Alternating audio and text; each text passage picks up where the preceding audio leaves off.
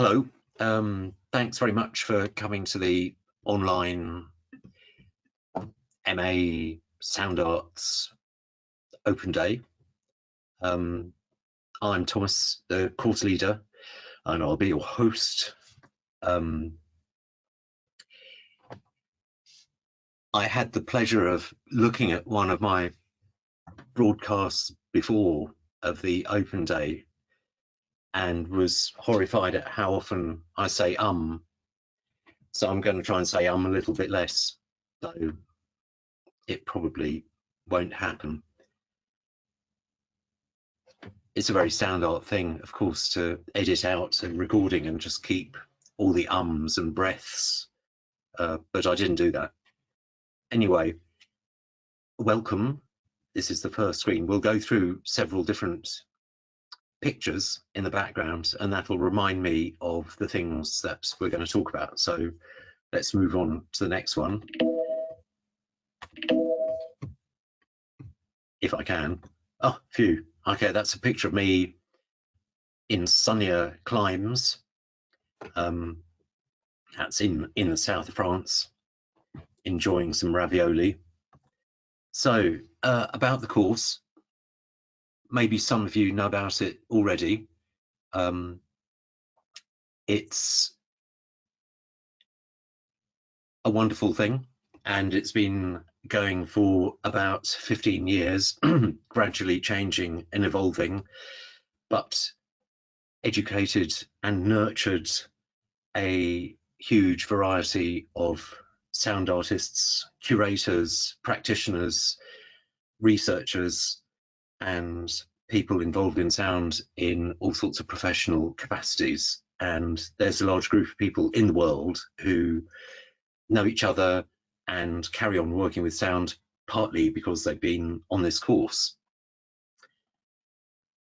It's got reputation for its engagement with the political and aesthetic and philosophical aspects of sound, and it's embedded in a super rich research culture. So it's one of the biggest groups of research students and staff in sound in the globe. So we'll go to the next picture. Yeah, I thought that it would be good to tell you about the course through perhaps almost in reverse. So the thing it ends with is a final project which we show in a gallery, a really nice gallery in Southwark Park in London called Dilston Grove, which is was actually the first poured concrete church, and it fell into disrepair and then was renovated by some Cambridge architects, and is a gallery used for lots of interesting visual arts and sound performances and installations. And that's where we have the work in the depths of winter in December. And some of you may have seen it, and there are lots of photos of it around, which we should put on our website so that you can see what they look like. The work that you make happens in relationship to the space there. So it's your work and you can conceive of it however you like, but it feels like a very important contributing factor to have a space that's architecturally, historically, socially, you could say environmentally significant, and has all sorts of things going on about it that one can relate to. So it's in a park in the middle of London.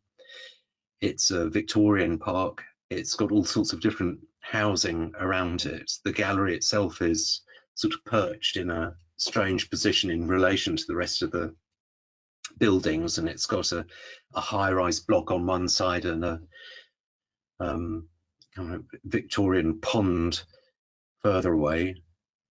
And the actual fabric of the building is fascinating. It's full of cracks and very interesting light that comes through the windows, and the acoustic is very special as well. So it's a vast space that can carry sound in a kind of very seductive and engaging way, or you can have minuscule details where you get very close to a work and hear it in a kind of microcosm of where it's installed in a corner or raised up. So it gives lots of possibilities, and that's a way that we think about the work as well, that this work with sound has all sorts of potential ways that it can be realized. That it can be through a visual sensibility, or it can be through a social or political observation about the space and the place, or it can be through a musical and performative sense of the space and the occasion and the particular time and moment when it happens. We do other performances and shows and installations during the year. So on the right here is a obviously very pro sound art cat that came along during one of them and just sat on the rug while the performance was going on. A casual visitor, but very welcome. Let me carry on. So that's just another picture of performance with background video, and that is a picture through one of the windows in Dilston Grove. So you look out and it's got these high tree branches. The room that we work in at LTC, the college, is got a big window and is very sunny in the afternoon. The sun sets over in the background and casts these long shadows, which are very theatrical.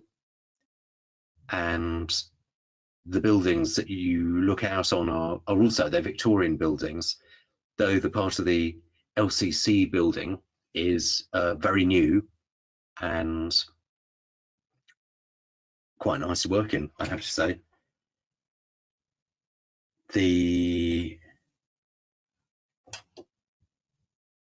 So I guess I'm talking about the physical environment, and I don't know how many of you have been to LCC, but it's got lots of facilities there. It's got studios, physical computing laboratory where you can build strange sensors, laser cutting and woodworking space, extensive libraries. So there are lots of different facilities. So some of them purpose-built for sound, and then other ones which you can make use of. But I should say, I hope I'll say it later, that it's not like an art degree where you have an individual space where you can keep your things and work. So we work collaboratively, and we work in a shared space like this classroom, but you don't have an individual studio that you have forever. Of course, you can book studios for certain amounts of time, but just to make that clear, because although it's sound art, it's not the same as having a studio where you can do painting and sculpture or something like that. So I'm happy to answer any questions later if you have them about the kind of where you can work. So here we've got something about the research culture. So I don't know if you've looked at the website for our research, which is CRISAP, Creative Research in Sound Art Practice. It's full of the information about the kinds of projects and backgrounds of the members of staff and our PhD students, of whom the MA is actually my grammar's gone wrong. Anyway, the MA is an important part of this research community and has access to the CRISAP research rooms and is part of the events that happen with it. So there's a big research community, and you can see more about the people and their particular interests and their PhD specialities for the PhD students. So it's worth saying that from this MA, if you're interested in further research, a PhD, then this is a good place to find out more about that higher and heavy duty hard work doing that kind of research. Anyway, we're all enlightened by this culture. So there are people doing things in many different fields related to sound, and we all benefit from that. And the kinds of research areas. So for people coming to do the MA, we welcome all sorts of backgrounds, and sound art doesn't have a particular discipline that is the one that's required. So if you've been working with film or music or performance or visual arts or installation, all those things of course have got connections to how we listen and the relationship between representation and objects, or the spaces in which we form our connections and perceptions and relationships. So if you're interested in sound in relationship to any of those disciplines, that's great, and we welcome people from a variety of different starting points. And you don't have to abandon that starting point. It's more like the thinking through sound gives you another perspective on whatever practice it is that you already have. So for example, for me as a musician who's played all sorts of contemporary music and has been a cellist for many, many years, and a performer, it's great to have something which perhaps includes silence, or reflecting on field recording, or the way that sound comes to us without it being through the body of a musician. And that really I find that great. It really helps me think about sort of how I'm conceiving of the work that I do, and I think that works for everybody. So there are some examples of areas that we do research in: sound and the environment, sound, gender and feminism, writing sound, so how language and writing adapts and changes when it is reflecting on sound, and if you like, the instability or the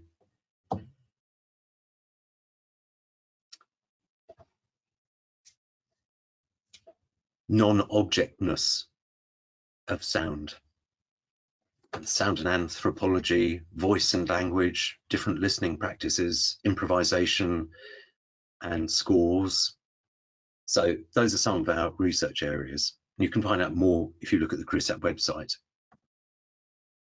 So now we get into the structure of the course a bit more, and this is just to give you a feeling of the rhythm of it.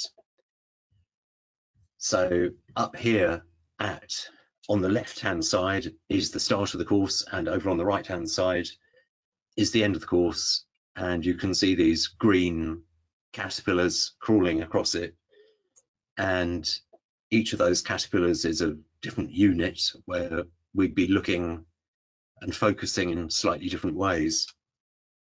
So the last part of the course, and by the way, the course lasts for a year and a third. So it begins, the first actual talk class is in October of this year, and the course ends in December the year after. So it's it's more than a year. It's 4 terms, and that means that there's an overlap as well. So when you start in October, you meet the students that are finishing from the year before and see the work that they're doing and be able to work with them and think about what they've learned. And it's a very good kind of way of exchanging. So just so you know that there's this interesting overlap. And working backwards, so the last term is thinking about your final project, and you work with a tutor and you work with a curator, and it's something that's been thought about with other people, with your group of people, and we also have classes where you discuss the work in progress. So that's how the year ends. Leading up to that, so now we get to the middle of this,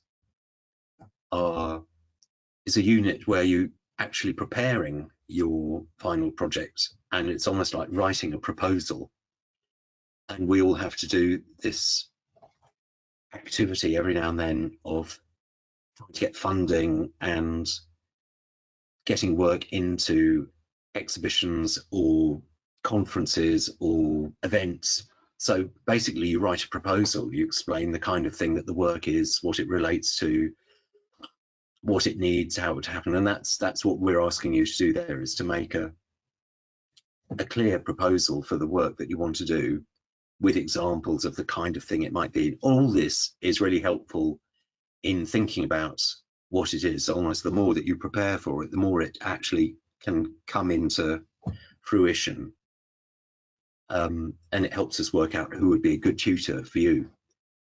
And simultaneously with that, you're writing an essay on curation and the way that the experience of the work is affected by the place where you hear it, the documentation of it, the culture around how it actually came out into the world. And here, you know, waving, where is it now? Just down, Salome's latest book, who teaches on the course, this one, Uncurating Sound, just came out the day before yesterday. So it isn't that we're all saying curation is the greatest thing in the world. It's looking at curation and its effects on the work, but also thinking about what kind of values and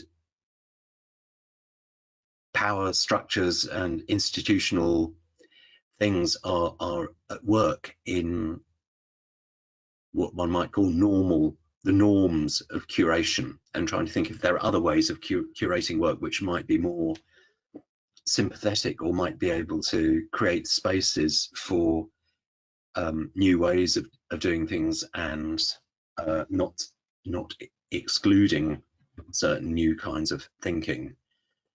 So this work with curation is one way of situating one's work and expanding the way one thinks about it. And it's not all just saying, yes, curation is how it has to happen. And that involves an essay.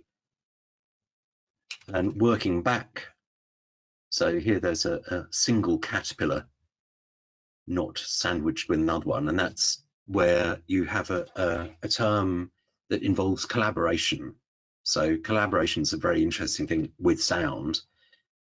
It's one of the few disciplines where just making sound together is obviously a complex phenomenon of collaboration. So it could involve improvisation, making scores,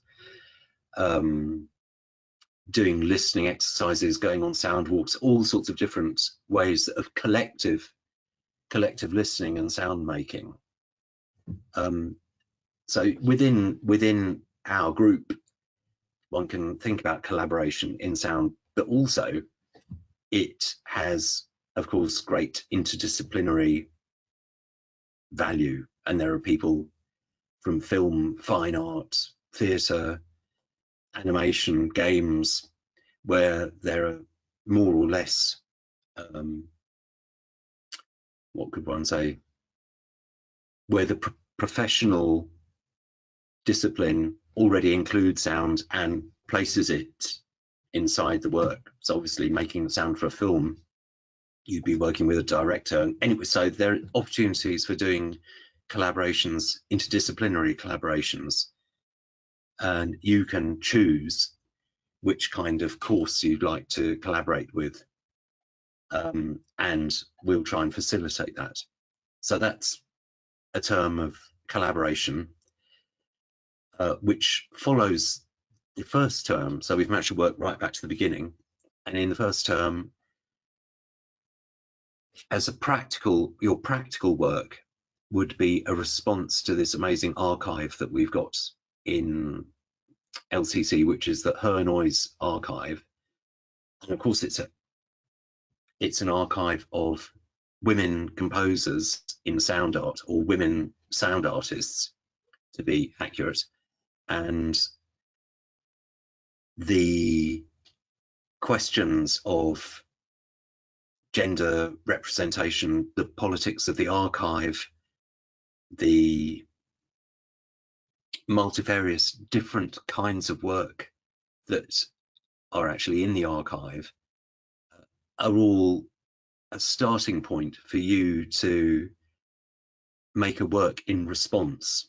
So all that is exploring the archive, thinking about your response to its issues, its existence, its history, its contents, and making your own work. And that happens over a term and a half. So it's a long time of shaping your response and thinking through why you're doing what you're doing. And that goes alongside a series of lectures on contemporary themes in sound art from various practitioners and from people in CRISAP and outside CRISAP, where in the end you write an essay which looks at 3 or 4 different artists or theories that you found interesting. So you don't have to draw a grand conclusion from it, but you look at those different things that you'll have experienced and heard about during the course, and you choose the ones that you're interested in and draw some connections with your own work. And it's like the kind of thing that happens at the beginning of a PhD slightly. It's like literature or work reviews, where you don't have to draw out all the consequences of what you're looking at, but just highlight some of the things that interest you and make some light connections. So it's really just a way of expanding your range of things that you're talking about and interested in. Anyway, so that's an overview of the whole course. Obviously, I've left out loads of details. We have all kinds of opportunities that pop up that we add into the timetable. So there are performances, events, conferences, visits from other researchers, other students, and we incorporate them. So I'll leave that slide and move on. So the spaces around, well, this is an actual list. So that's a picture of what I call our Japanese garden, which you can see, in fact, out of the window of our main teaching room. And it's an open space which is enclosed inside the building, and it's got windows all the way around it. And so it's quite interesting for different kinds of installations or performances. And there is a picture of one of them. And there's a list of some of the other spaces that are available. I mean, it used to be LCP, London College of Printing, and had a quite radical reputation and did all sorts of amazing work. And all the printing presses are still there. So you can go up to the 4th floor of the workshop block, and there's a kind of 40-ton Heidelberg printer I'm calling it a Heidelberg printer. I don't actually know if it is. Smelling of ink, and all the ancient presses are there ready to spring into action. So that's facilities, and we've got new sound studios as well, which are very glossy if one is interested in doing more studio-based work. There's a whole range of support for you when you're a student, and the Postgraduate Hub is somewhere where there'll be information and other people, and some of the organizations that the university supplies. So there's academic support, so brilliant people to help with anything to do with writing essays or using references or how to structure the text. I should say that for the MA, it's about 60% based on practical work and 40% on writing. Things are assessed holistically. So for your final project, you'll do this work, and the physical thing and how it is going to be the most important part of it. And there's a part of it which is writing about the work in a variety of ways. So partly a diary, partly context, partly references. But just so you know that there's a mix, you know, of course there's a place for theory in writing, but overall in the MA it's practice led. Anyway, academic support, there's very good language support for people whose first language isn't English. There's an excellent library and people who can help you find things there. So that's all part of it. So that's part of being a student, is that it's not just the course, but the university and the kinds of support that are around with you doing that. And the course, the MA, is in the Screen School, which is a relatively new school. Sound, of course, could have all sorts of affiliations, and it doesn't need to be in the Screen School per se. Could be somewhere else, but the Screen School seems a not bad place for it, as long as you know that we don't have to work with images and moving image. It's not that sound is considered a subsidiary of a visual experience. We are our own thing and can link to all sorts of other stuff. So as we said, it could be linked to the spoken voice or to performance or to installation. But the Screen School, of course, there's a long history of sound in relation to the moving image. And it can be the source of some useful contacts, and working with virtual reality, games, animation, documentary film, all those different kinds of things, people who are your neighbours in the school.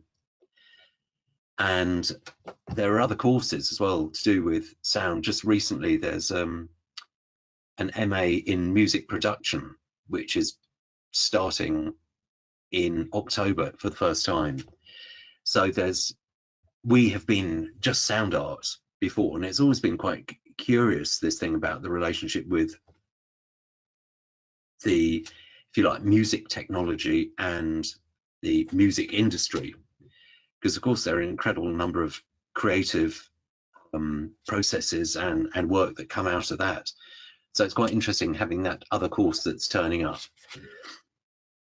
And if any of you are really thinking, well, I want to be doing music production and that's my destiny, then you can think about looking at that course.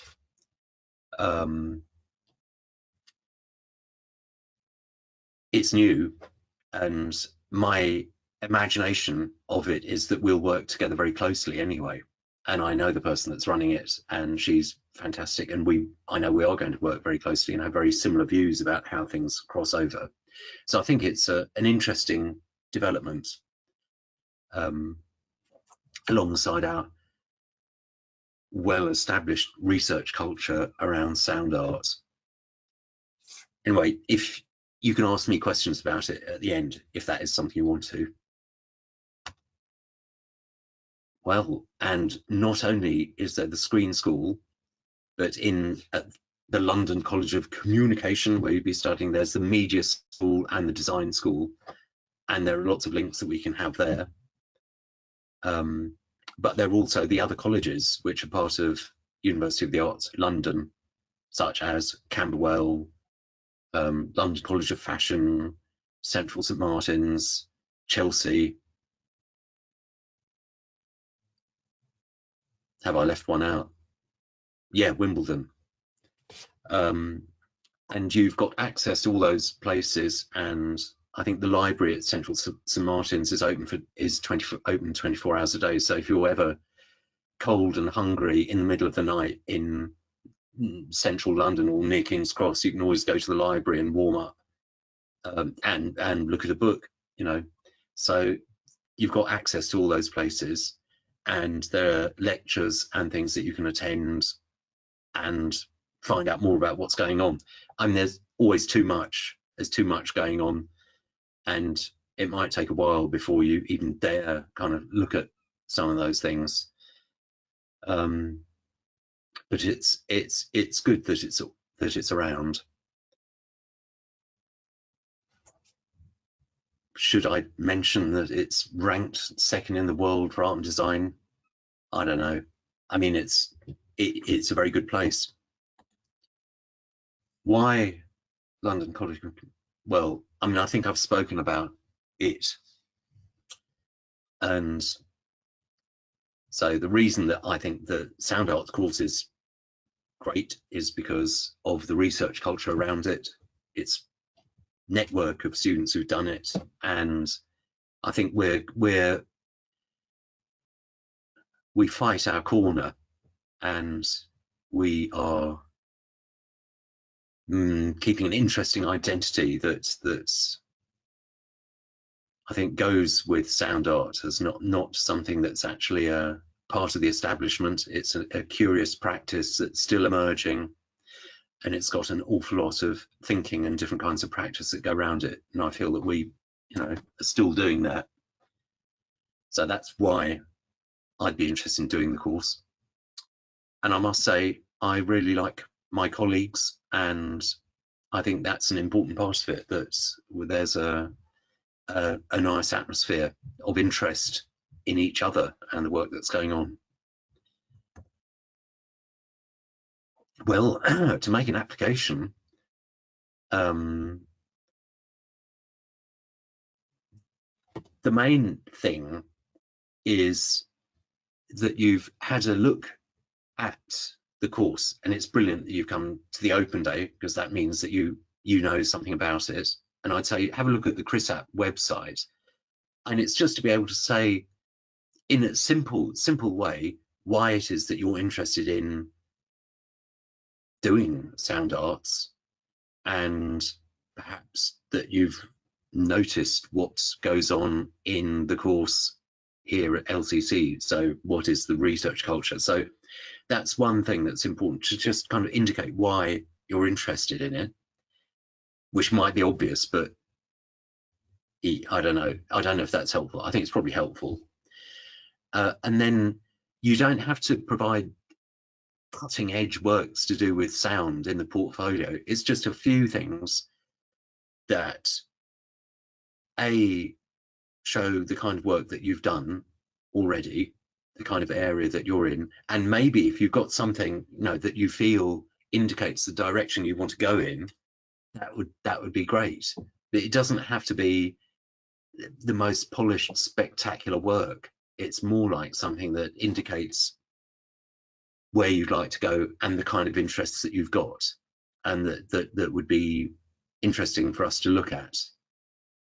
So you don't need to feel burdened by perfectionism or that it's got to be the best thing that you've ever done. It can be just links to give us an idea. And the other things on this screen are useful information, which I think you have to put in there. But I hope that makes it feel not daunting. Also, I've just spoken about the portfolio, and the picture is a picture. This was my desk with somebody's work that actually kind of basically took over the desk. It was a large clump of felt that just got bigger and bigger, and I stopped working there and the felt took over. And there's a nice collection of radios as well, and loads of bits of paper. Anyway, I hope I've made the intention of the portfolio, what we want from the portfolio, a bit clearer. Collection of work showing a distinctive approach to sound art. So it doesn't yet need to be a distinctive approach to sound art, just something that you are currently doing and an indication of how you might like to do something with sound.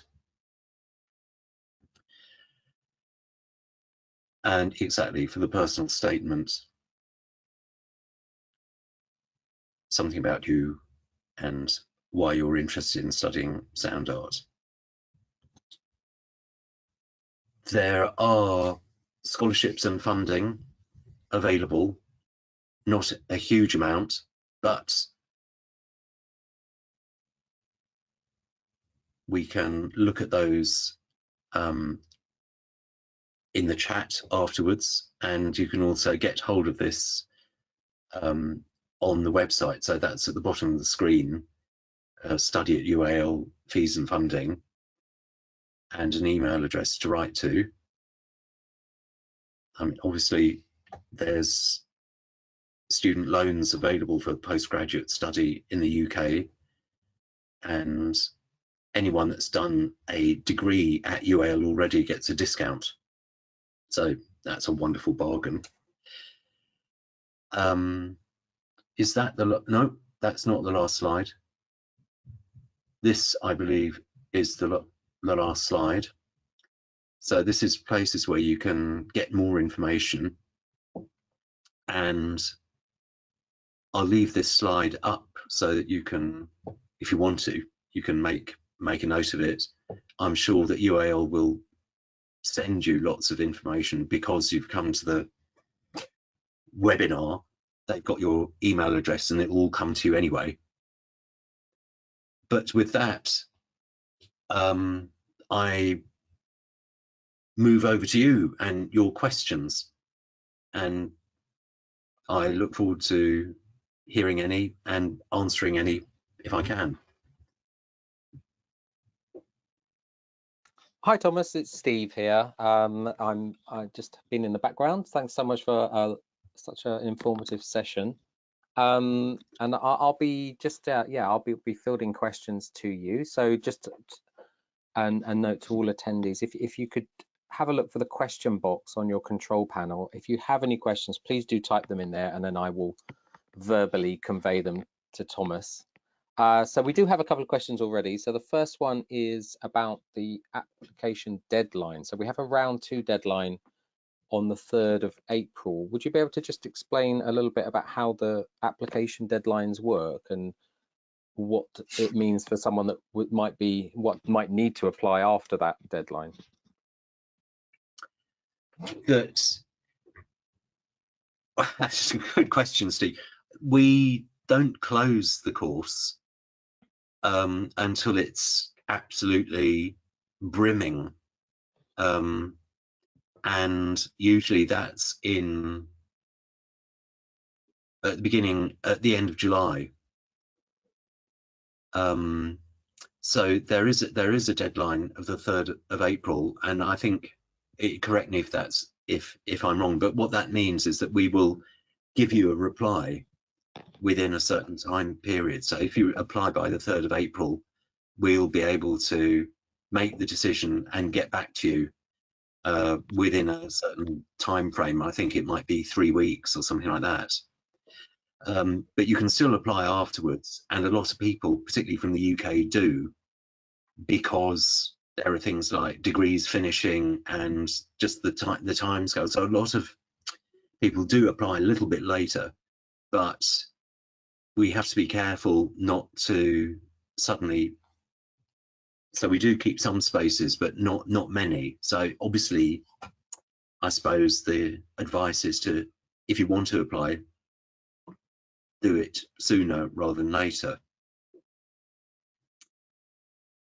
Yeah, thanks, Thomas. I think the other thing to note about the deadlines is that they work on a system called gathered fields, and what that basically means is if you apply sometime between the round 1 deadline, which is in January, and April the 3rd, we will wait for those applications, that round 2 deadline to close before all those applications are considered together. So that's a different way we do it now. So that's worth bearing in mind. If you do apply sometime before the deadline, you might have to wait a little bit of time before you get a decision.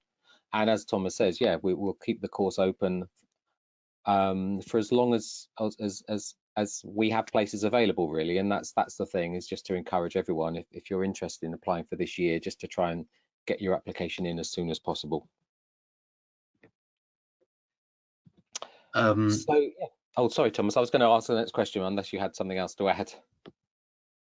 Yeah, no, go on, Steve. Yeah. Oh yeah, okay. Thank you. So the next one is the website says we can include up to 6 projects in our portfolio. Would there be any disadvantage if someone was to include fewer than that, say 4 or 5? No, that would be fine. That would be fine. I know it's very difficult when there's a thing saying you can include up to this. You feel immediately that you've got to always do the maximum. But it really is sufficient if it gives a sense of the work that you've done and some idea of the direction you'd like to go in. That'll be enough. I mean, it could be 3 or 4.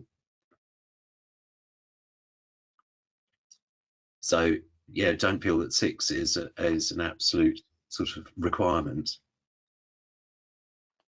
Okay, thanks, Thomas. The next question is, I'm going to just read it verbatim. I'd like to ask about the extent of the emphasis on music composition on the course. Would it be possible to learn about contemporary music composing with a quite experimental approach? Or in this case, would you recommend to apply to the music production course instead? Well, I suppose it depends what you mean by contemporary music composing. That we have work and workshops and think about scores and the way in which scores relate to performance, that we don't have classes which are, say, specifically about harmony and rhythm in relation to contemporary practice. We look at harmony and rhythm in a kind of philosophical way, and also some experiential practice to do with harmony and rhythm, where I suppose harmony and rhythm are things that one might call part of contemporary music composition. But equally, other sides of contemporary music composition, like, say, take Eliane Ladig, who moved from making pieces using synthesizers to making pieces with performers, that looks at the instrument and the way that an instrument sounds in a very expanded way, which some people might not call composition, but others feel that it's a very valuable part of, I guess, reconceptualizing how sounds are made, and it is definitely a compositional practice. And there are a lot of the composers, say in the Her Noise archive, could be labeled as contemporary composition. So if you have a practice that you want to develop in this environment where there is the potential of considering sound in other ways as well, but sticking to composition, that's absolutely fine. And we've had lots of very successful students who've done that, who have successful careers as composers and have done work for instrumentalists and singers and all sorts of things, but have been able to think about their practice in the light of these other things that we talk about.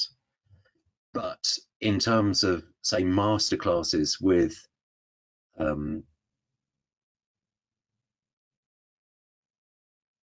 I suppose people who write,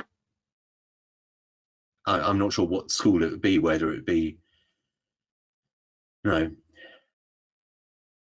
new complexity, the Fernie Howe or Berio or this kind of thing. We don't have people coming and giving these kind of masterclasses,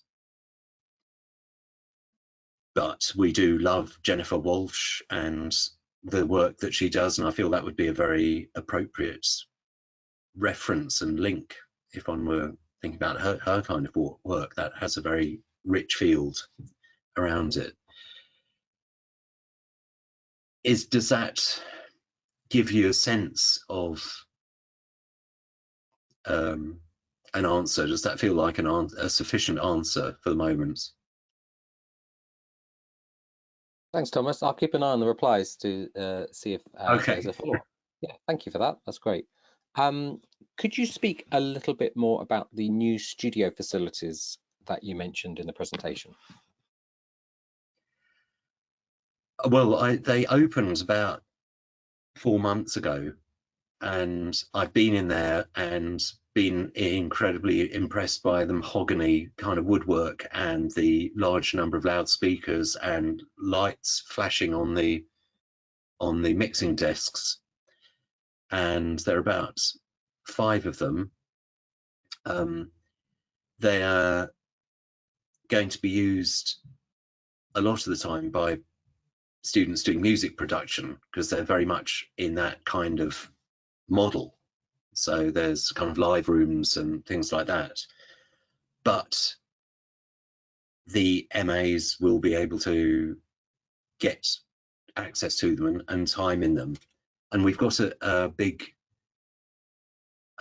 multi-channel composition studio just opposite our room as well, which is almost separate from those studios, which you can do interesting work to do with spatialization and the linking of different kinds of performance in that space to the, so between the acoustic and the electroacoustic, or the, so it's a new thing that we've actually got a range of what you'd call traditional studios, where you could lock yourself away at night and not know what's going on in the outside world and just be listening to your recordings and mixing them. And that isn't really the way that we've been working in our sound arts, which has been much more to do with, I suppose, if you imagine the Dilston Grove and where the final show happens, that it's the work happening in relation to a space, or maybe recorded in relation to a space, and maybe using less, you know, conventional spaces. But it's great to have the addition of these studios as well, so that we can actually deal with the incredible possibilities of studio work.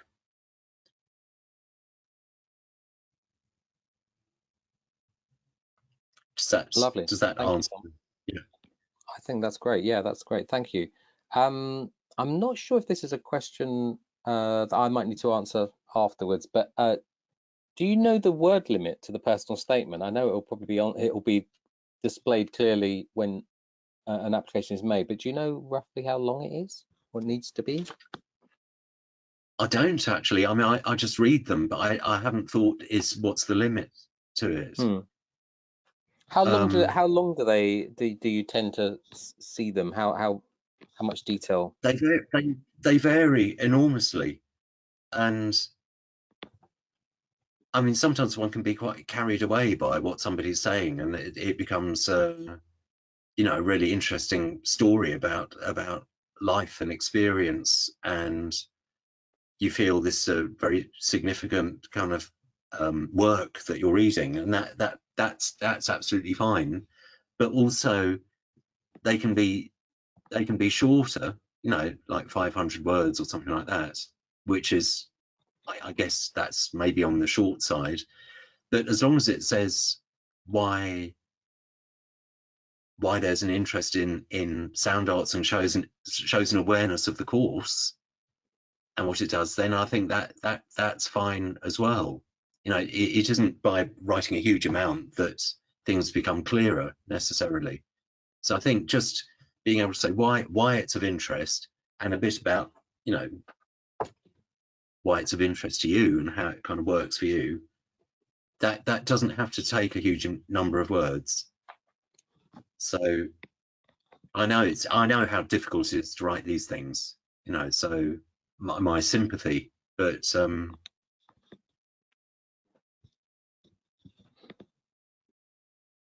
that's what we're looking for really, is just that you know a bit about the field, and that you actually want to come and study here, and why that is. And I suppose it's different from when doing a UCAS application for a BA. You just have to write an application that works for any college that you're applying for. So, but for these MA applications, it's individual, so you can show something about why you're interested in this course. And I look here, you know, here these are various books that have been written by people on, you know, who are the teachers on the courses. So in terms of kind of, I happen to have that here, so I grabbed them. So there is a lot of kind of very particular work that's been done around from CRISAP and that sort of thing. So if you have a sense that exists and that's why you'd be interested, that would be like 5 words on your application.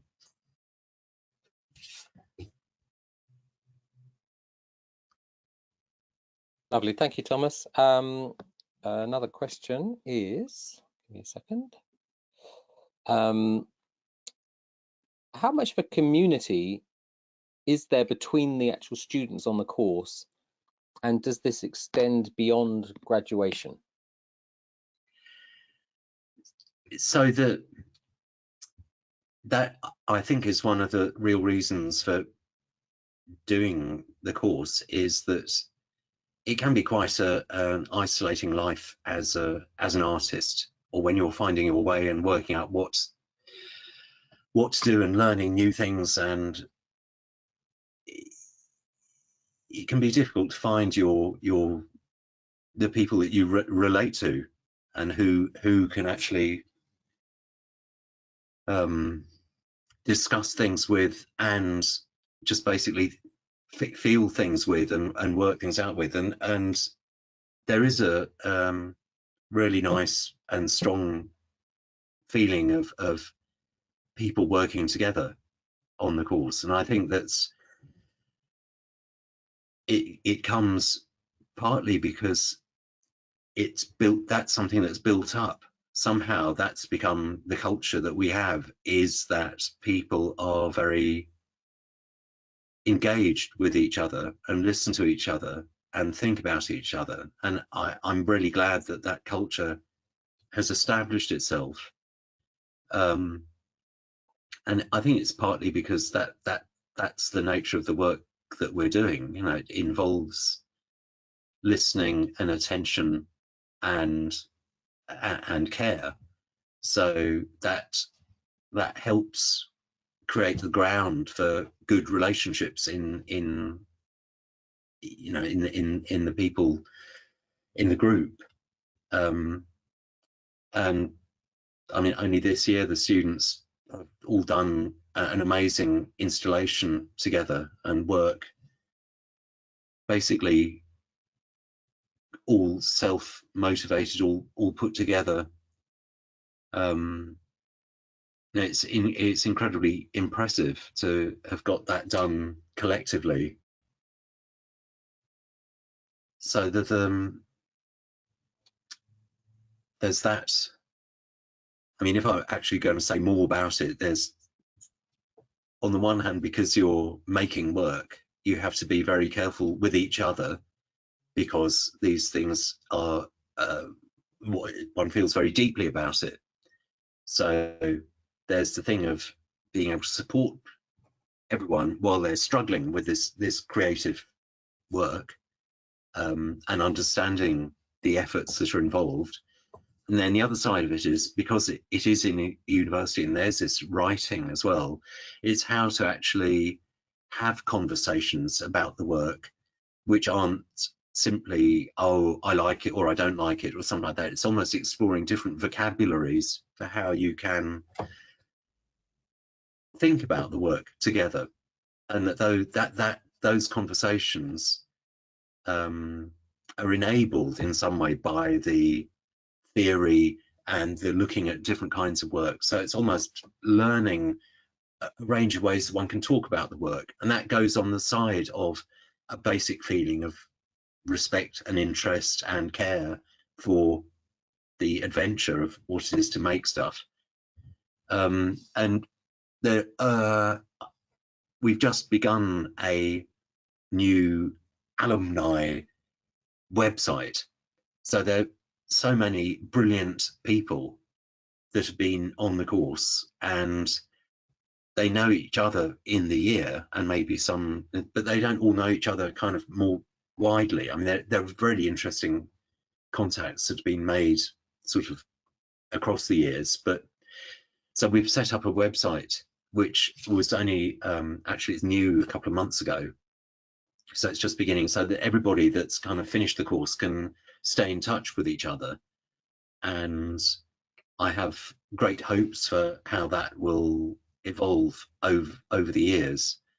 But there is a big community of really nice, interesting and engaged people out there, and that is helped by having this CRISAP research centre as well. So we have all these conferences and events and colloquia and things, and so there's always something to come back to, and there's something to relate to do with LCT.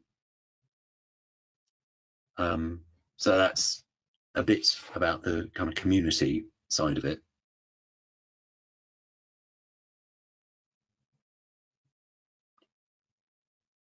Thanks, Thomas. I have a couple of questions which are both quite long and quite detailed, and also I think quite sort of personal to the particular attendee.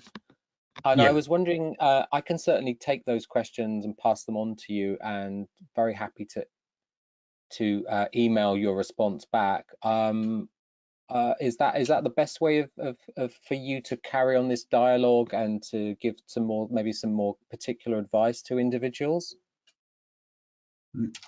I suppose it is, because if I tried to read, if I tried to understand it kind of just instantly, I might give the wrong, you know, I might not, I might need a moment to reflect on it. I might not be able to give the best answer. So I suppose if it feels like a very personal question, then maybe if you can forward it to me, then I can answer directly.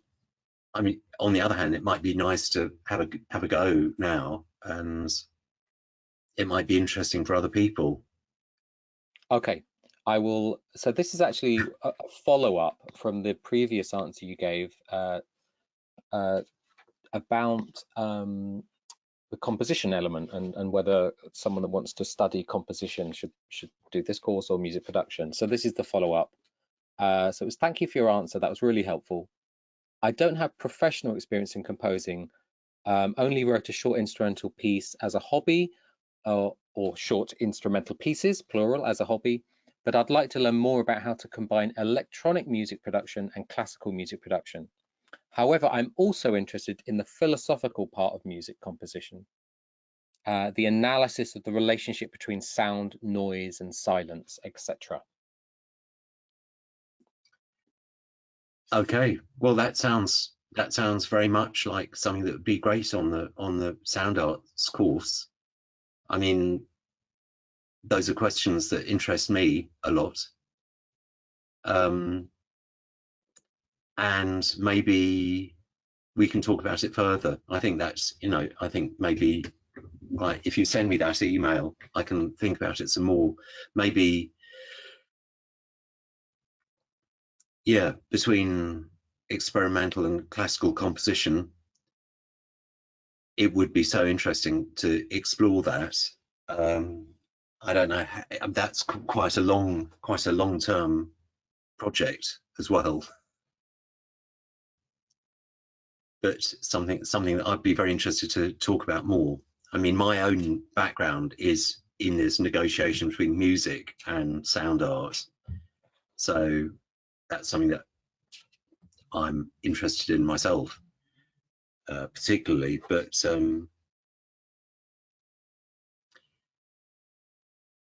it is true to say that we don't have